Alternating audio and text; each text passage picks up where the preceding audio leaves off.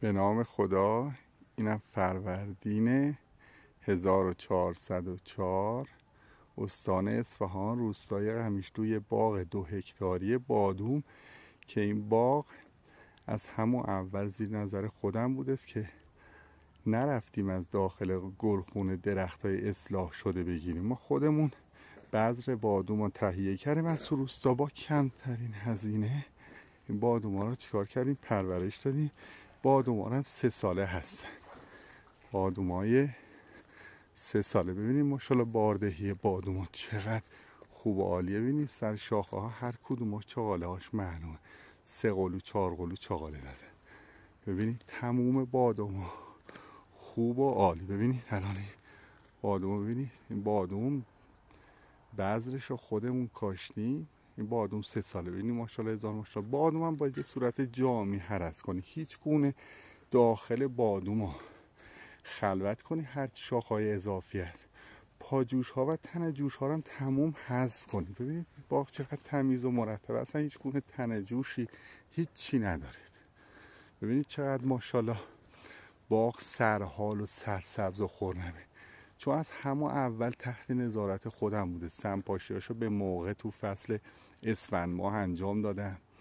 مواد مغذی مانند فروتست یا جلبک دریایی بهشون زدن. ببینید این بادوم ها، ببینید چقدر بادوم داده. 3 شاخه ماشاءالله حدود 30-40 تا بادوم داده. ببینید معلومه هنوز چاقاله هاش کوچیکه.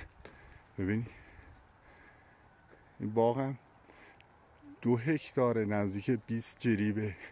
ببینید اینم به صورت جامی هرس کرد.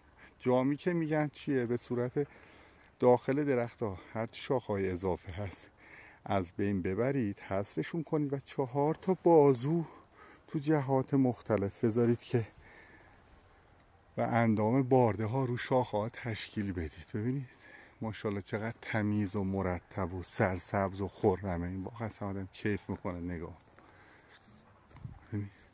باردهیشون هم عالیه. الان دوربینم میارم نزدیک.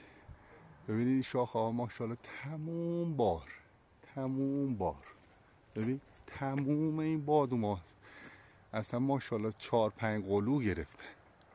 ببینید یه شاخه کوچیک ماشاءالله چقدر بادوم گرفته. ببین اینجا حالا مثلا ببینید. آره با کمترین هزینه. میگن تو این سایت های مختلف میگن نه بادوم اصلاح شده. ما اینا رو خودمون بذرش رو گرفتیم. 3 سال الان این بادوم به این شکل نظم و ترتیب و مرتب عمل آوردیم شده با کمترین هزینه. ببینید ماشاءالله باردهی درخت ها. ببینید چقدر سرسبز و خرم. اصلا هیچ گونه شاخه اضافی، علف هرز، هیچ گونه چیزی داخل این باغ اصلا پیدا نمیشه. از آبدهی و هرس و کوددهی همه 0 تا 100 زیر نظر خودمه. ببینید نه آقا سعید صاحب باغ که اینجا داره یه چای آتیشی دبش برای ما درست میکنه، دستش هم درد نکنه. اینم چای آتیش، اینم چای آتیش.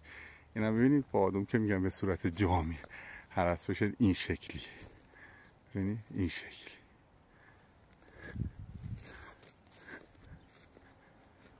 تموم.